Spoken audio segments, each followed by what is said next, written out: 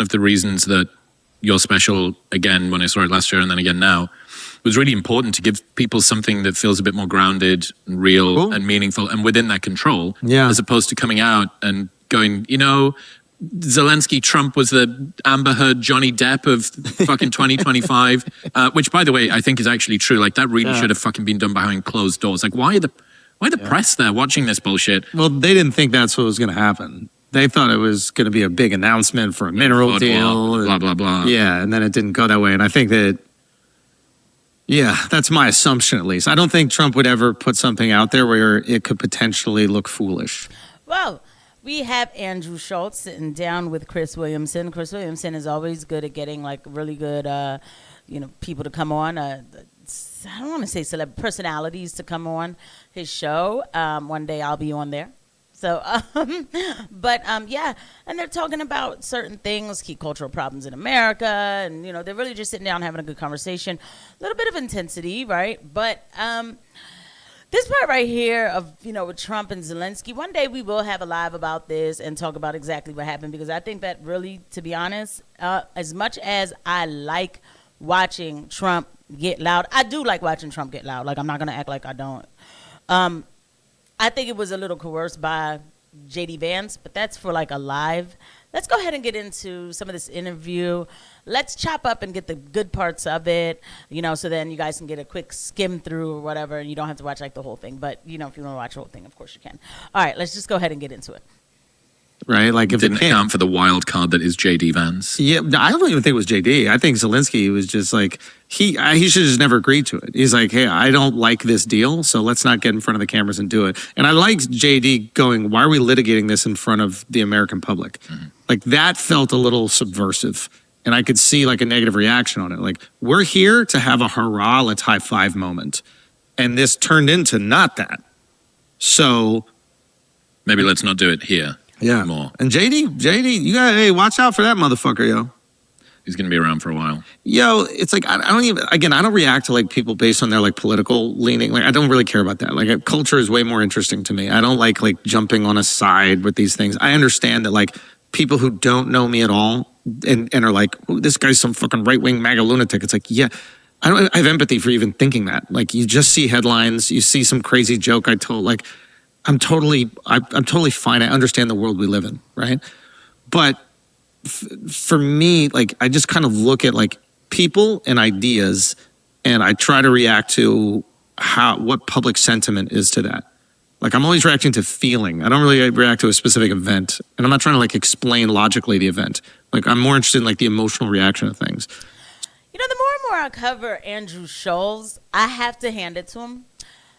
He's gotten I don't know if it's respect. Some people watching are probably like, oh, why should he care if he gets your respect? Like, you should care what people think. Not all the way where it like destroys your life, but I mean, I am part of the audience. Like I care about y'all as far as that I'm giving you me, who I am, and not some fraud, right? I want to be genuinely myself, which, by the way, if you guys have not hit the subscribe button, if you do like what you're watching, please don't forget to subscribe, hit the notification bell, the like button, the whole bit. I really love making these videos for you guys, and thank you to everybody who watches these videos. Now, so it's very important to me that somebody's their self. When I tell you yourself, I don't think people understand how much I really admire, or is the word admire or appreciate somebody who is themselves 100% without, as much as they can be, right? Because nobody's going to be 100% yourself to a bunch of people you don't know. I mean, obviously there's stuff behind closed doors for everybody, but not frauding to be some good guy. I really can't stand people who do that, who are virtuous and so perfect, right? I am not perfect. I'm not perfect at all. I'm not a good person, right? But I want the best for people, if that makes any sense. But let's go ahead and keep watching this. It's funny because what he said about JD, he kind of pivoted to go make it about some philosophical thing. But I actually understand exactly what he's saying. But I told y'all, JD Vance did a bit much. So like when Mangione shot the dude, and then the internet kind of didn't really feel that bad. They were like joking around about it. I'm like, oh, this is like rich people. You got to pay attention to this because they don't care about y'all anymore. Like, any one of y'all could get killed and it would be fine. And if you're the billionaire class, you got to be very aware that your life is not valued by the rest of us. And I'd imagine very rich people, if we're going to look at this into like in a microcosm, I imagine let's just assume, I don't think they're bad, by the way, but let's just assume that they want as much money as they possibly can. This is like an unfair assumption, but let's just play with this little thought experiment. You also want comfort. You want as much money as you can get, but you also want comfort, right? So like if you're living in some third world country and you're like the richest person there, it's not really comfortable because you know at any point in time, these people in fucking sandals could storm your house and they take out the 5 security guards and then they kidnap your whole family. It's not comfortable. One of the nice things about America is like being rich is comfortable. Right? The first world, like being rich, you can be comfortable. You don't have to worry about like your kid getting kidnapped. Like fucking Canelo Alvarez, I think his brother got kidnapped like the week of his fight once and nobody knew it. And it was just like a normal thing that happens. He's a boxer. It's just a Tuesday. It's like getting your flight delayed. Yeah. And he had to like work out the fucking payments like days before the fight. So he's right. This does happen in what people call third world countries. I don't really like calling them third world countries. I know. That is my bias coming out because it's my Haitian heritage. But whatever. You know, we can call them that. I'm not over here crying about it, right? Because things that the way they happen over there don't happen over here. However, we have our own banana republic type of situations here too. But coming back to the point, what you just said there about rich people, there's one problem I have with this is that Andrew said that because we don't really care that much about your life. Like and when he said we, I don't think that he really doesn't care about rich people. Like he would be happy that rich people were getting killed. I don't think he understands. This is why this proletariat type of communistic speak of bourgeoisie and proletariat is dangerous. I've been talking about how dangerous it is for a while on my platform, right? But it is extremely dangerous. What Andrew doesn't understand is that, or maybe he does, and he just didn't want to kind of put it out there, which might be smarter for him. He is that rich class, though. You don't have to be a billionaire, bro. You do not. There's always somebody who's jealous of you, period. They want what you got, period, right? So I'm not telling people to walk around here scared. I'm not. But when people were trying to work out and talk about that Luis Mangione thing, whatever his Luigi Mangione thing, and trying to make sense of it, I thought that it was absolutely insane, and it should have been called out for being bizarre from the rip. If you have a problem with insurances, you deal with your representatives. You go to your feckless politician who hasn't been doing anything for you, and you get mad at him as in write letters or, you know, go and maybe picket signs at the door, you know, no violence, we condemn violence here, but murdering somebody because of job, you know, that they do is absolutely insane to me. Coming back to the point, the other thing that he just said here about third world countries and being uncomfortable, yeah, like in Haiti, you know, the richest billionaire in Haiti is this Jewish guy named Gilbert Biggio, who provides, you know, the weapons and stuff. 'Cause I couldn't understand how people didn't eat for months, but yet they have big guns, big machine guns. Where are they getting these guns from? They can't even eat a sandwich. Coming to find out, like, you know, this is what's going on. A lot of corruption going on over there. You have to keep the distraction down there because people won't uprise if they're in distraction. They won't climb the mountain and go to Pétionville and really go see that person, right? And again, we condemn violence, right? So there's a part of it, though, that we're with the distraction. When they keep you distracted, you're not really looking at who, I don't want to say who the problem is because you take accountability for your own life and you need to do what you need to do.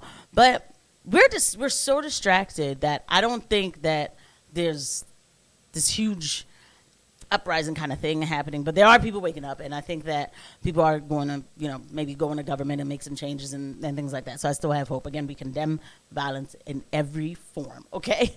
Like, because they are not about to get me, like, oh, you know? I see how relationships change after being a dad.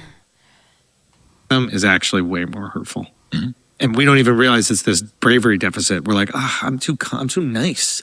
I'm just too nice. I don't want to hurt her. You're being a pussy. And we've all been pussies. I've been pussy tons of fucking times. And then we'll like retrofit justifications. We're like, no, man, it's about being loyal and committing to something. It's like, yeah, you do that when you find the right girl. Mm. When you find the right girl, you commit to it and you work everything out. And that is another thing too. It's like marriages, you look at in movies and shit like that and you think it's just, oh, this is just going to be super sweet and perfect and every single thing. No, it's fucking hard.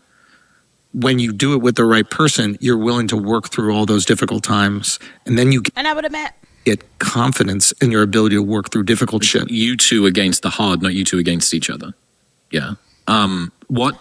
I would imagine that he's talking about like guys who just simp for women and stuff like that, which I mean that is a problem, right?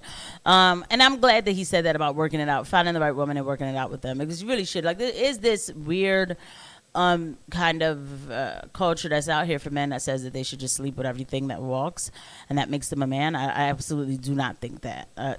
We don't really get too much into social issues all the time on the channel, but just be clear, I like a man who is a man. I like when men can say that's enough or be assertive, and you know, there's men out here who know how to be men, be supportive men, and not be obnoxious, but you don't need to sleep with like 1,000 girls and then think that that's what makes you a man. In fact, I'll tell you the rebound, I'll probably think that you're gay, and I'm not, you know, like that's not a dig right now at gay people. I'm just saying it's gonna make me feel like you have something going on deep down inside that you're not really ready to work on just yet. So anywho, let's just see real quick what he has to say about Trump and Elon. I think if I was to just chuck a little bet on for something that's very, very reliably going to happen over the next 3 years before the end of the mother of all blow-ups between Elon and Trump. So how do you see that happening? I've heard a lot of people, Charlemagne talks about this all the time. Trump thinks Charlemagne thinks Trump is going to put him in prison. Okay, that's a take that I hadn't heard before. But yeah, what do you, now, you know, Charlemagne is very Democrat. Like, obviously he's going to have some bias that goes into this. Mm-hmm. But what is your take, and how do you see that relationship going? I just think that when you've got two people with so much power and ego, and I do, from what I can tell, Elon's ego and that sort of self-focused self-belief, mm-hmm. like it's me, and like I'm going to be the center of all of this, mm-hmm. Seems to be ramping up.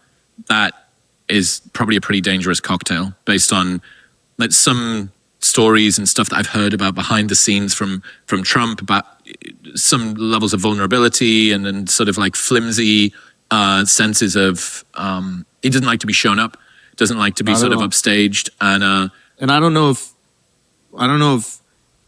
Elon has the emotional intelligence of JD Vance to be able to tiptoe around and yes sir, no sir, 3 bags full sir. JD, and why I say do not treat that man lightly, I think he came from like poverty. I think his mom was like a drug addict, and then he ends up going to Yale. And then he becomes the VP of a guy that he campaigned against and said was horrible and like a tyrant. Do you know the level of emotional intelligence it takes to go from like a broke middle America, broken family to an Ivy League institution to then VP for the guy who he doesn't always keep in it. Like, you can say things about Trump, but if it's advantageous for whatever his plan is, he will forgive you. You know, he's kind of like Vince Mann in that regard. Like, whatever works for the... Okay, he's digressing. Hold on, I need to see, man, because like, yo, this guy... Laws dictate he cannot. So inevitably you're going to have to bow down at some point. This is the highest... You're as high as you can go, Elon. That's only... So no. Okay, so I might have to really like do a second part of this, because like in order for me to cover the whole thing like that, it's just not gonna work here. I might even go live and just cover this or cover JD Vance. Andrew Schulz is very smart, but he's also been watching. I think he sounds like he's been watching people that he's not allowed to watch. What he's alluding to with JD Vance is his skin suit that he wears to appear like he is a, rube Republican from the middle class, you know what I mean? Like, what do they call it? Like the middle, not the middle class, like the middle of America type of Republican from, from like Appalachia, right? Who, by the way, I respect, heritage Americans like that, white Americans like that, I do respect, who've done a lot for this country. But anyway, he's cosplaying mad hard. And this is something that we are going to have to talk about, because they are going to push JD Vance on us in 2028. Andrew Schulz is nervous. And I know where this thought is coming from, but he'll never give credit to the person who he's been watching, who broke down the whole Peter Thiel connection to JD Vance. And yes, that is Nick Fuentes, so I'll just say it over here. But you know what, guys? If you guys want some more, let me know. Drop a comment below. Let me know. And I'll see you guys at the next one. Bye.